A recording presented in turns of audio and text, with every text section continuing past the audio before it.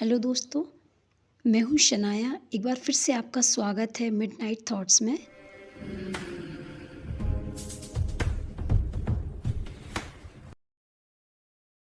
अगर आप मेरे चैनल पर नए हैं तो मेरे चैनल को सब्सक्राइब कर लें और बेल आइकन दबाना ना भूलें। आज की हमारी कहानी चंडीगढ़ से सविता खयानी ने भेजी है। जगह और कैरेक्टर का नाम नहीं बताऊंगी। चंडीगढ़ में एक कॉलेज था, बहुत पुराना हॉस्टल था, 5 मंजिला बना हुआ। लेकिन उसमें जो ग्राउंड फ्लोर था वो बहुत बदनाम था।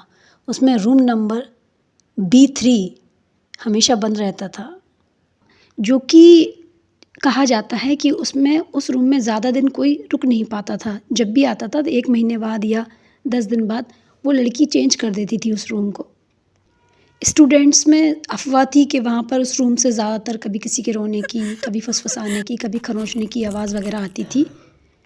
एक बार उस हॉस्टल में नंदिनी नाम की एक लड़की आती है, जो कि बहुत बिंदास थी, किसी से नहीं डरती थी और वो इन सब चीज़ों पर विश्वास भी नहीं करती थी, भूत प्रेत ये इन सब चीज़ों पर। उस हॉस्टल के बारे में उसको पहले ही से पता था कि वहाँ पर कोई रूम नंबर इस तरीके का है, तो वो बड़ी एक्साइटेड थी कि मैं जाऊँगी तो उसी रूम में रहूँगी जा कर के।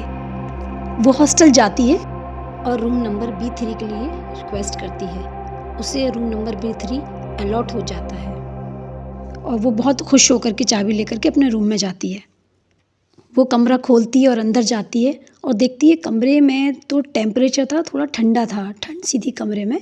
तो उसे ये सब नॉर्मल लगा कि रूम बंद था तो इसी वजह से शायद ठंडा है, तो उसने ज़्यादा ध्यान नहीं दिया। वो जाती है अपने रूम में, अपना बैग वैग रखती है, क्योंकि सफ़र से आई थी तो वो थकी हुई थी, तो वो सो जाती है। आधी रात को उसके कान में कोई फुसफुसाता है धीरे। वो एकदम घबरा कर उठती है, पर वहाँ कोई नहीं था। वो उस कमरे में उसकी पहली रात थी उस दिन। वो सुबह उठी और अपने कॉलेज के लिए तैयार होती है। उसको लग रहा था कि शायद कोई वहम वगैरह है मुझे और ऐसा हुआ होगा। तो वो मॉर्निंग में तैयार होकर के फ्रेश होकर अपना नाश्ता वाश्ता करके अपने चली जाती है कॉलेज, और वो शाम को फिर कॉलेज से अपने वहाँ से लौटती है। दिन बहुत अच्छा गुजरा था। अब शाम होती है, वो अपने रूम में पढ़ रही थी टेबल पर बैठी हुई, तो धीरे से उसको क्या लगता है कि उसके जो रूम में जो लाइट्स लगी थी वो धीरे जलने और बुझने लगती हैं। उसकी टेबल पर एक बॉटल रखी हुई थी टेबल पर। वो बॉटल अपने आप खिसक के टेबल से नीचे गिर जाती है। वो एकदम से चौंक जाती है। तभी उसको दरवाजे के पीछे से किसी के जैसे नाखूनों से कोई दरवाजे को खुरच रहा हो, ऐसी साउंड आती है पीछे से दरवाज़ा खुरचने की, कि जैसे कोई अंदर आने की कोशिश कर रहा हो रूम में।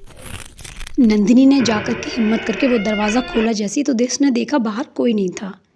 लेकिन जब उसने नीचे फर्श पे देखा तो गीले पैरों के निशान थे, जो कि बाहर की तरफ से कमरे में आ रहे थे, अंदर कमरे में गीले निशान पैरों के। उसने तुरंत मोबाइल में अपने हनुमान चालीसा चला दिया और अपने बेड पर जाकर लेट गई चादर ओढ़ के, और हनुमान चालीसा उसने कंटिन्यू रखा। तो वो फिर उसको नींद आ गई तो वो सो गई। अब वो सुबह उठती है तो ये बात जा कर के वार्डन को मैंने बताती है। तुम्हें पहले ही समझाया था कि ये रूम मत लो, लेकिन तूने मेरी बात नहीं मानी। मैं बोलती है आज रुको, केवल तुम्हारा रूम चेंज करवा देंगे। रूम चेंज होने की बात सुनकर उसको तसल्ली हुई और वो वहाँ से फिर चली जाती है। अब आज की जो तीसरी रात थी वो उस पर बहुत भारी पड़ने वाली थी। वो अपने रूम में सो रही थी, रात को 2 बजे करीब रूम में किसी के रोने की आवाज़ सुनाई दी उसको। वो डरते डरते अंदर गई और शावर खुद चल रहा था। उसने देखा कि जैसे उसने रूम खोला, देखा कि शावर अपने आप चल रहा था और शीशे पर लिखा था B3 मेरा कमरा है। अचानक किसी ने धीरे से उसका हाथ पकड़कर खींचा। नंदिनी चीख कर बाहर भागी, लेकिन कमरे के बीच में खड़ी होकर जम गई। अचानक उसके सामने एक लड़की की परछाई थी, जिसके लंबे बाल खुले थे, झुका हुआ चेहरा था और पाँव ज़मीन से थोड़े इंच ऊपर थे। उसने अपना सर उठाकर ऊपर से कहा नंदिनी से कि मैं कभी इस कमरे से बाहर नहीं गई। इतने में दूसरी लड़कियां और वार्डन उसके कमरे में आ जाती हैं, तो वो डर के सारी चीख करके सारी बात अपनी वार्डन को उनको बताती है, गर्ल्स को। ये लोग भी सब नंदिनी की चीख सुनकर ही उस रूम में आए थे। सुबह नंदिनी का रूम चेंज कर दिया जाता है। जब नंदिनी अपना सामान लेने के लिए रूम में जाती है तो वो दरवाज़ा अपने आप बंद हो जाता है। वार्डन सिक्योरिटी को बुलाती है, दरवाज़ा खुलवाया जाता है, लेकिन आप यकीन नहीं मानेंगे, जब वो दरवाज़ा खुलता है तो उस कमरे में नंदिनी नहीं थी, बस उसका सामान पड़ा हुआ था और बाथरूम के शीशे पर लिखा हुआ था एक और B3 में हमेशा के लिए। उस दिन से B3 को हमेशा के लिए लॉक कर दिया गया और फिर वो किसी भी स्टूडेंट को नहीं दिया गया। लेकिन कई स्टूडेंट ने ऐसे खुरचने की आवाज़ें, रोने की आवाज़ें सुनाई देती हैं, ऐसी कस्में खाई हैं।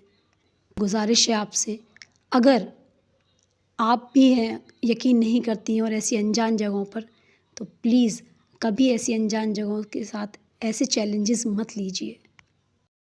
स्मार्ट बनिए पर ओवर स्मार्ट नहीं। अगर आपके साथ भी या आपके पड़ोसी, आपके फ्रेंड्स, आपके किसी रिश्तेदार के साथ ऐसा कुछ हुआ है तो आप हमें मेल करें, हम आपकी स्टोरी को अपने चैनल पर साझा करेंगे। तब तक के लिए सुरक्षित रहें। खुदा हाफिज़।